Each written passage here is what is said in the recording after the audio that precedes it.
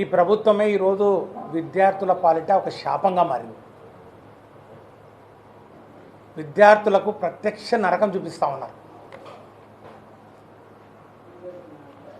ఈరోజు పేద మధ్య విద్యార్థులు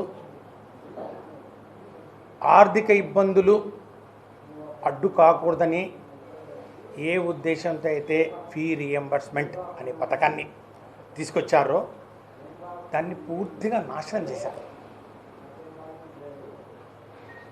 దాన్ని ఎంతగా తూట్లు పొడిచారంటే ఈరోజు విద్యార్థులు కానివ్వండి, యాజమాన్యాలు కానివ్వండి, ఈరోజు 8 ట్రై సెమిస్టర్ల పాటు ఇంతవరకు ఈ ఫీ రీఎంబర్స్మెంట్ బకాయిలు కొండలా పేరుకుపోయి ఉండి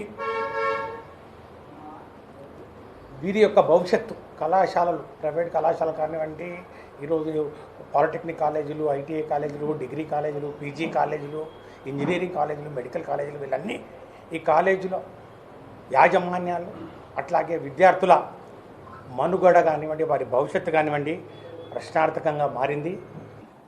కూటమి ప్రభుత్వం వచ్చిన తర్వాత 8 త్రైమాసికాలకు సంబంధించి పిల్లలకు ఫీజు రీఎంబర్స్మెంట్ ఇప్పటివరకు ఇవ్వలేదు.